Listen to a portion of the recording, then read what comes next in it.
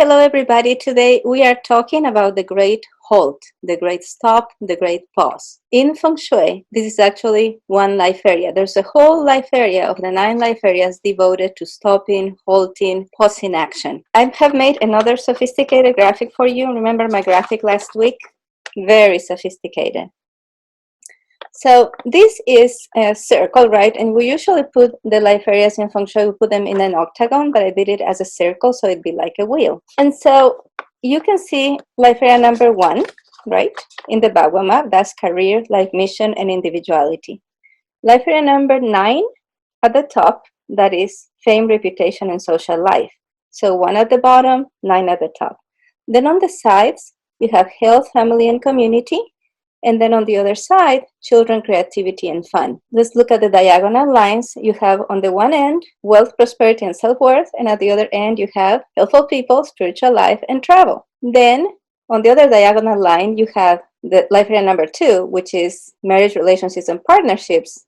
And at the other end, you have life area number 8, which is wisdom, self-knowledge, and rest. So I'm going to tell you about the life areas and how they relate to the seasons, right? So we're going to start with number 3. Life area number 3, health, family, and community, is actually connected with the beginning of the spring, and the element is big wood. The next life area number 4, is connected with the late spring, and the element is small wood. So the beginning of the spring is like the thunder, right? The force of nature coming alive, awakening after the long winter. And then after that, the energy calms a little, and you go to the late spring.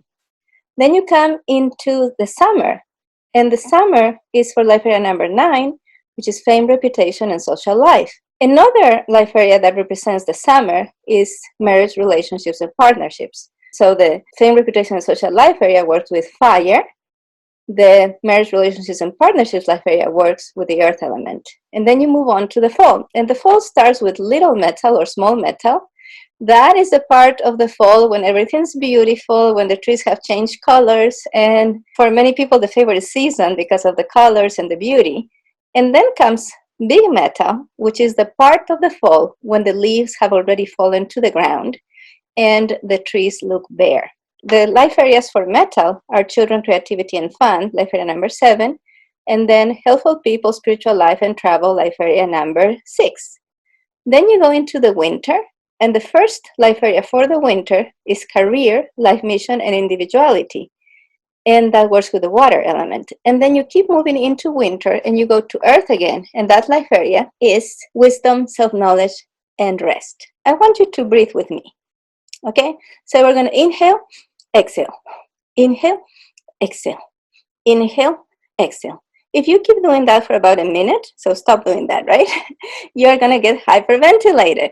That is not the way you breathe when you are doing meditation or you want to calm yourself. This is the kind of breathing that you would do just to upset yourself, right? Inhale, exhale, inhale, exhale. So in deep, healthy breathing, what you do is you inhale, right? As you inhale, that's the energy of the spring, the rising energy. Then you get to the point where your lungs are expanded. And when you reach that point of expansion, there's actually a little pause. That little pause before you start exhaling. So the full expansion is like the summer. Then you start exhaling, and that is like the season of fall. And then when you get to the point where your lungs have emptied, that is symbolic of the season of winter. So in our breathing, we have the rhythms and the cycles of nature. Now, there are 2 moments when you stop, right? If you don't do that pause, you're going to get hyperventilated. So you're inhaling and you pause. And then you're exhaling and you pause. So the inhaling on the way up, when you're up, that point of inhaling, that's the small halt. And when you're exhaling and you have exhaled completely at the point where your lungs are empty, that is the big halt. So let me show you in my graphic. We'll just put career at the bottom, right? And so we have life area number 1, life area number 9 at the top. As you go through the seasons, you start with the spring and you go to the summer. The moment you get to the earth element part of the summer, which is marriage, relationships, and partnerships, that's when you make a pause. And this is related to, if you were a farmer, you would plant in the spring, and during the late spring, there would be a lot of growth. And during the summer, there's a ripening of all the things that you have planted. And in the fall comes the harvest, right? But there's a moment there when you have done everything that you could do for your crops during the spring and the early summer, when you're just waiting for everything to be at the right point where they have to be when you harvest. And that's the moment when in our human societies, in our civilization, there's a lot of festivals, right? Those festivals at the end of summer, close to the beginning of the fall, that represents the small pause, the small halt. But then you come into the fall, and that's, the harvest, and then you come into winter. The first part of winter, we don't even notice. Winter starts at the end of December, around Christmas. That's when winter starts officially. But we don't feel it because there's so many festivities. You're having the parties, you're having the Christmas lights, and that passes. And then comes the really rough part of winter, the part where you are no longer partying, the part where you are not getting together with family, the part where everything comes to a stop because the ground is frozen. If you were a farmer, you have no choice but to rest in the winter. No choice. But what can you do in the winter? Which is what you're supposed to do in life too. That is the time when you're supposed to do your planning.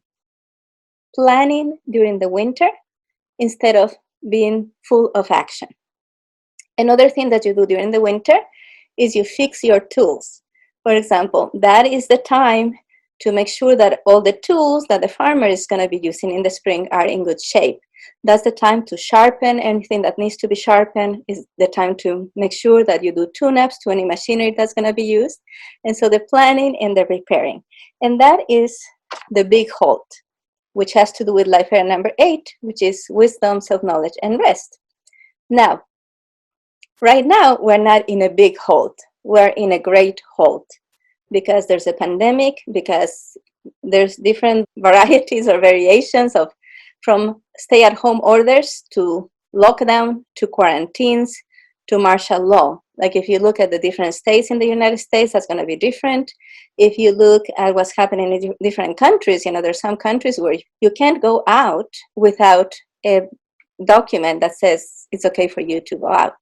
All of humanity has come to a halt, to a great halt, right?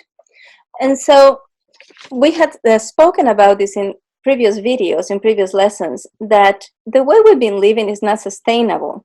I remember hearing about, maybe it was about 20 years ago, I was watching a TV program that was happening in Spain, and they have people from the different European countries.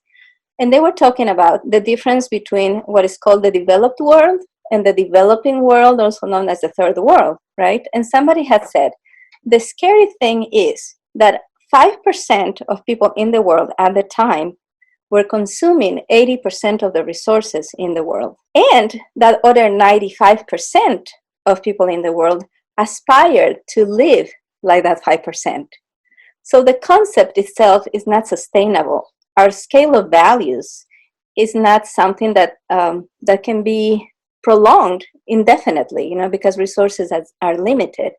And I think it was Gandhi that said that there's more than enough in the world to have everyone meet their needs, but there's never going to be enough to meet everybody's greed. Now, this virus has produced a halt. The whole world has been paralyzed because we are so interconnected today. Now, on the other hand, we have never been as prepared to face a challenge of this magnitude. And humanity has gone through things that were much worse at other times in history when things were really bad because we didn't have the resources we have today. We had pandemics before when we didn't quite understand how germs worked or how we could stop the spread of diseases. I was surprised to hear the other day that the Pope was even talking about that he was saying that he believes that the virus is the way that nature is saying enough, we cannot go on like this. In the cycle of life, there's a time for work there's a time to reap the rewards of your work, and there's a time to rest. And if you do not rest, then you're going to be a little bit depleted when you start the next cycle. And if you do not rest that time, then you're going to get depleted again. And if you do not rest, you're going to get more and more depleted. And at some point, something's got to give. Resting is super important in Feng Shui. In Feng Shui, we have two areas that are connected to spirituality. One of those is life area number 6, which is helpful people, spiritual life, and travel.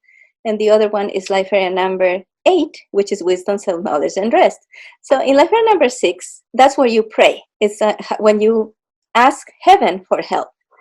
But life area number 8, that's when you listen. That's when you listen for instructions from heaven. You need to be able to stop. And it's very hard to do this because our society does not reward resting. And many times we're even made to feel guilty for resting, right? Now, there's an Asian concept that is called Wu Wei, that many times they translate as non-action. But that is not a very accurate translation. Wu Wei means sometimes, like non-action, but it also means waiting for action, not acting until the circumstances are adequate for taking that action or taking that step. And it also means knowing when something is not for you. So sometimes you're presented with an opportunity and everything in your reason tells you it's an amazing opportunity, you should follow it, but something inside you tells you, no, that's not for me. And that's something you need to listen. Now, something that looks like an amazing opportunity may not be right for you because it's not in alignment with your life mission. We keep going back again and again to this concept. Everything in Feng Shui is seen through the lens of whether this is going to help you fulfill your life mission or whether it's going to make it harder for you to fulfill your life mission. But the idea is, for example, if you were at a bus stop and somebody comes and says, hey, what are you doing? And you're saying, well, I'm here waiting. That is a resting time, right? You're just waiting. And I'm waiting for a bus. And then a bus comes and the person says, well, you said you were waiting for a bus. Get on the bus. And you're like, but that's not the bus that's going where I want to go. So I'm not going to get on that bus because it's not going where I want to go. And then another bus comes over and the person says, hey, that's the bus.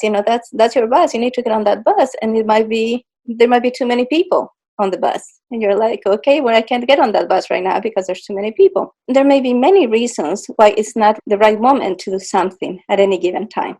Now humanity is being forced to pause, to stop. And what this is going to give us is the opportunity as a society to see what is working and what is not working. But it's also going to give us the opportunity as individuals to see what is working for us and what is not working for us. I see two kinds of trends in social media right now. Some people are like, all those things that you said that you would only do if you had the time, well, now is the time. Like, what is your excuse now? You said you were going to start that website, you said that you were going to write that book, you said that you were going to start painting. Well, do it now. If you don't have time now, when will you have the time? That's the one trend that I see. And the other trend is like, you need to take care of yourself, and if you need to cry, cry. And if you feel like doing nothing, do nothing.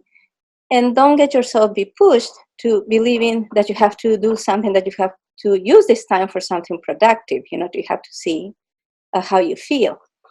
The way this works from the Feng Shui viewpoint is that if you were already actively working towards something, so for example, if you wanted to write a book and you have all the ideas for this book in your head, this Great Halt is going to be the exact great opportunity for you to actually put that book into paper or into the computer, right? But if you don't have that going already, this is not going to be a really good time for you to say, hey, I'm going to write this book and I'm going to force myself to write this book, even though I don't have any ideas, even though I feel so anxious that I can't access the creative part of my mind, right? So this is the story that I wanted to share with you. I met a businessman back in the day when I was working as a graphic designer in Mississippi. The company, when I started working for them, that year they cleared $4 million. Years before I met him. his father had called him. His father had had a stroke. And the father has started this business, and it's a business that provides services to people that go camping. So the father calls him, and he was living, so the father's in Mississippi, and my friend was living in Louisiana. And he was working as a mechanic. He was as a car mechanic. He was making really good money. He was having the life. He loved his life completely. But his father calls him and says, I really believe in this business. I think it could be great, but right now I just can't manage it. Can you come and help? So he leaves his job in Louisiana and he goes to Mississippi and he starts working on his father's company. 4 years later, he's still living off of his own savings from his previous job. He's not able to pay himself even minimum wage. When he finds out, he had 5 employees. He finds out 2 of those employees had been stealing from the company. And the other 3 employees knew about it for a while and didn't tell him. So the day he finds this out, he fires everybody. The ones that did it and the ones that knew about it and wouldn't tell him, right? This is what he did. The phones were ringing. There was mail to be taken care of, emails coming in. He fired everybody. He locked the office. He got in his car and he drove to Florida with nothing but the things he had in his car, right? So he drove to Florida. He didn't answer his phone for the next 12 days. He rented a condo and he spent 12 hours a day. Early in the morning, he put a chair at the beach looking at the ocean, doing nothing and not thinking. He was not thinking about how he's going to save his company. Unfortunately, his dad, he was a really good dad, but he believed in reverse psychology. And I think that, that affected all his children's self-esteem. And so he was really afraid he was going to disappoint his dad, that his dad's savings were going to be lost, all the investment that he had made in this company. And so, but he did not allow himself to worry, and he did not allow himself to think about his problems or how to get the company out of the rut it was in. So for 12 days, he was just looking at the ocean. And then at the last day, he knew exactly what to do. So he got back in the truck, he drove back to Mississippi, he stopped at a convenience store where there was a young woman that he was very impressed with her people skills. And he said, I want to hire you to be my manager. And together, they made this company grow and grow and grow until, they hit their first $1 million. And when I was working with them, they passed $4 million. This is a wonderful story of how sometimes you have to let your deeper mind, your inner insight, and your own connection with heaven find the solutions for you. Because otherwise, when we're worried and we're trying to find solutions to our problems, it's like that hamster in a wheel. When you're worried, you have one idea, and then you have a thought, and another thought, and another thought, and you don't solve anything. And so you feel worried again, and you have the same idea, the same thought, and you just keep going on and on and on, and not solving anything. And so what you want to do is you want to rest. Now, for a lot of people, that means meditating.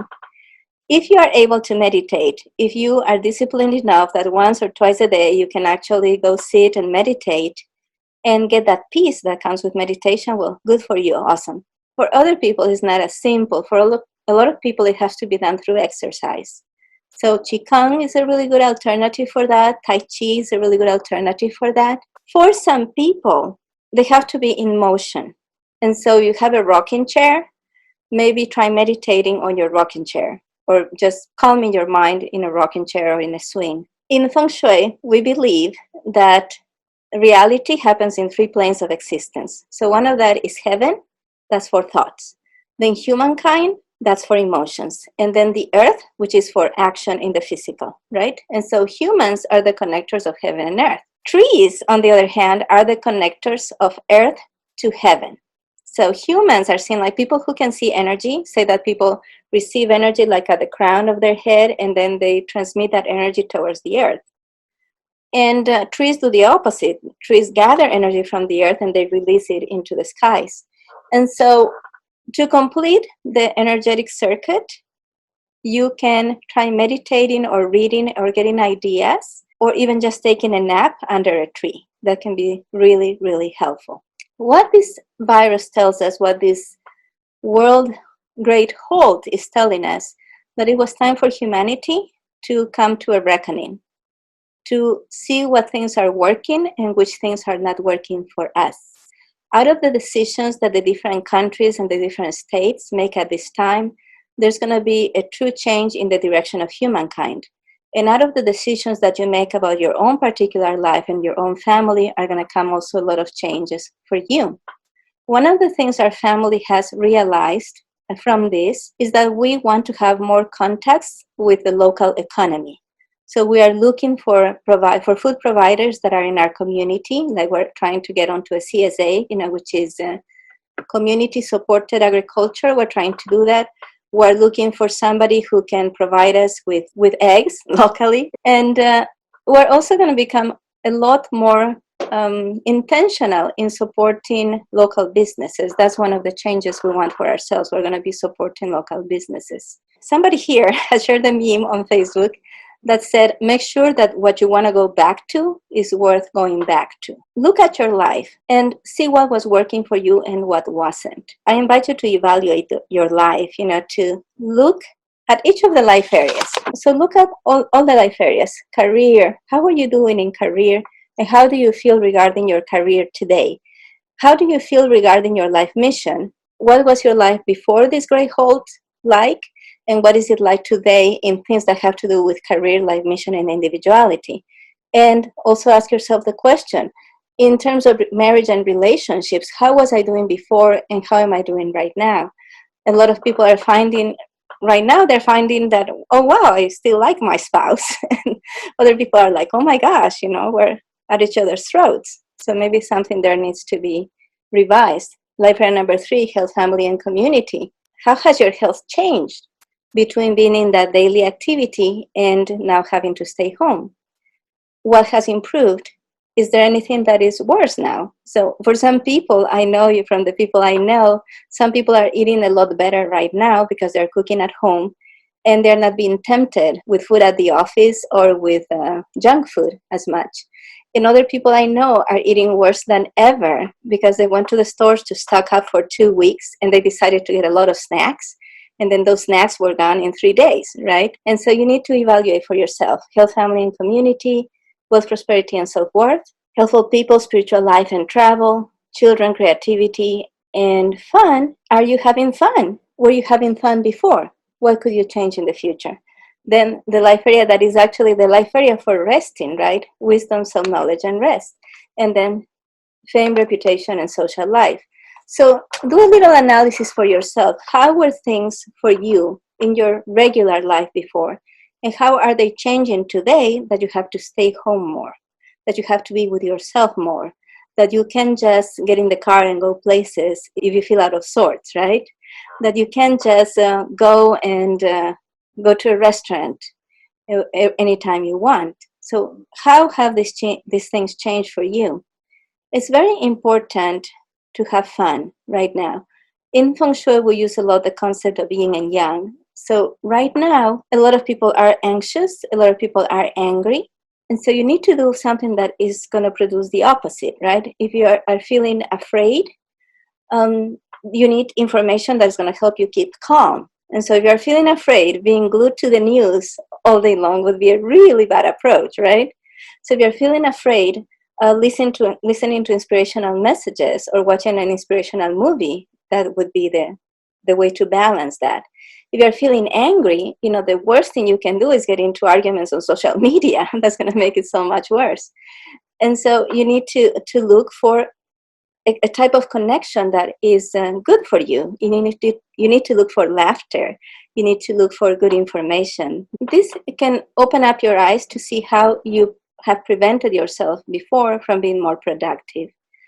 But it also can show you what are like those sore spots for stress. What are the activities? What are the tendencies in your mind and your emotions? And what are the relationships that are producing the most stress? And maybe there's something that you can do about it. But the most important thing to remember here is that the halt is important. We all have to stop.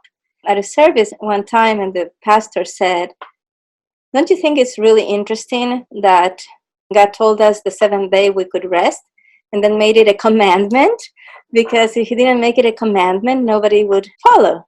we're kind of hardwired to work because, like if you think about like in our history, right, before we had a civilization, we had to be constantly on the move, and we had to be constantly looking for food, and we had to be constantly wary of predators and things like that, and dangers. It is no surprise that our civilization, our society rewards work a lot more than it rewards rest. Back to the life areas. There's two life areas that are regarded as the non-work life areas, the opposite of work.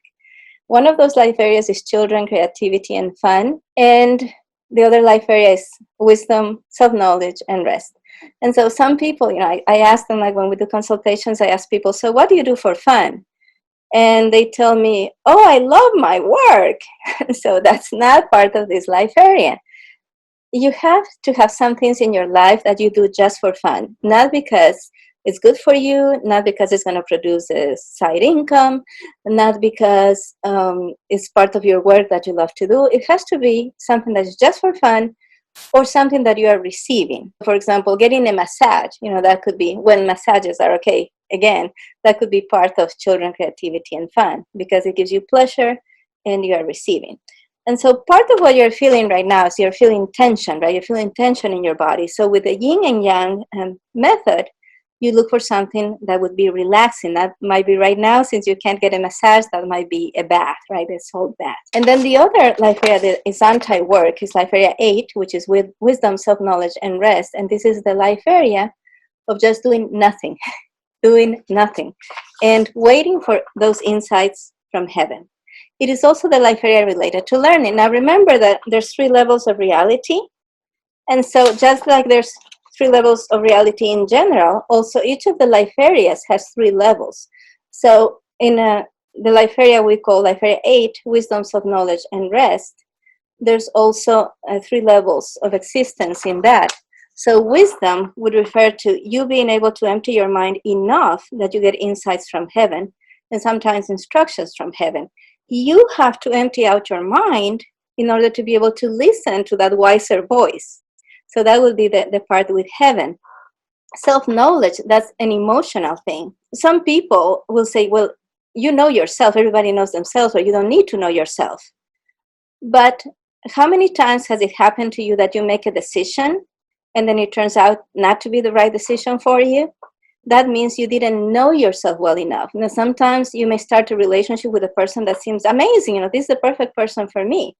And then it turns out like a disaster because you didn't know yet that you would not be happy with that kind of person. You didn't know yet what kind of person you could make happy and could make you happy. Self-knowledge is important there, right?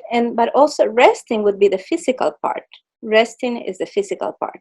And they're all essential for learning. Resting, knowing yourself, and being able to receive those insights from heaven are essential parts of education, or true, real education.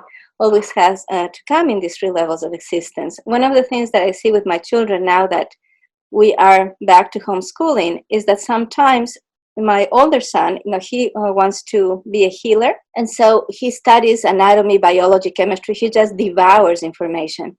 And sometimes, I have to say, okay, stop, because you've been doing this for 3 hours. And after 3 hours of looking at the same material, you start assimilating less, you start retaining less. To summarize, when we are breathing, there's a moment of inhale, there's a pause, then there's the exhale, and then there's a pause. In Feng Shui, there's also 2 moments of pause. The one pause is for the life area we call marriage, relationships, and partnerships. And the other pause, the bigger pause, is the life area we call wisdom, self-knowledge, and rest. If you don't give yourself that pause, you're going to be stressed out because it's like hyperventilating your life. It's very important to remember that there's a place for non-action, but it's not just non-action. It's knowing when to act at the right time and knowing to identify the opportunities for action. And also, it's about when you act, only using what in Feng Shui we call perfect action, which means that you are not overextending yourself, that you are not using too much energy, that you are not expending energy that you shouldn't be using, but that you know exactly what to do. That's what we call perfect action. You know exactly what to do with perfect attention so that you make the right decisions, you take the right actions, and that are going to generate the right results with a minimum amount of effort possible. Another thing to remember from this is not new. Nothing that is happening right now is new. And we actually, in our history as a civilization, we have faced circumstances similar to this at times when we were much less prepared to face them. It is a very important time for us as humanity, for every country as a nation, for every state, for every community, even for your neighborhood, for your family, and then for yourself, to evaluate. The time for the Great Halt is a time of evaluation to figure out, okay, what is working for us, what is not working for us. If you look at it, during the dead of winter, we are like everything has stopped. Nothing moves, the ground is frozen. But things are happening underground. If they were not happening underground, you would not have a spring. There would not be a sprout in the spring if the seed wasn't already working underground before that. And so the time for the halt is a time for preparation, planning, and resting so that you can start the next cycle. This life area is about resting, life area number 8. Life area number 3 is about decision, health, family, and community. The early spring is about decision. Wealth, prosperity, and self-worth, life area number 4, is about action. So resting gives you the insight to make the right decisions, to take the right actions, to spread into the world with your effort, to create relationships, to harvest, to reap the rewards of your work. And then you have to rest again because you have to evaluate. You can't just keep going and going and going. Imagine that there was a carpenter that did really great custom work. He's getting more orders and more orders and more orders, and he has a waiting list. And he never takes a break, he never takes a halt. Several things could happen, right? He could get sick because he's not resting. He could make mistakes because he's not sleeping enough and he's tired and exhausted. His machinery could break down because he's not taking the time to maintain it. His tools could get dull because he's spending so much time using them to work that he doesn't have that downtime to sharpen things. This is a very important moment in life that we have to respect and we have to appreciate. The longer we are in this lockdown or stay at home, whatever degree of that has in your state, the more the things that haunt us are going to tend to come to the surface. So it's also an opportunity to look at what those are, and see how you can find healing for those. Another thing that is coming to the surface is issues around money and wealth, because people are not able to go to work, because a lot of people have been fired, because a lot of people who own businesses have had to close their businesses. So there's a lot of worries around money and wealth. So in the future, I'm going to do a specific lesson for the true understanding of what it is to be wealthy, and the one thing that is really going to make you do well in any circumstance. So that's what we're going to do for a future event.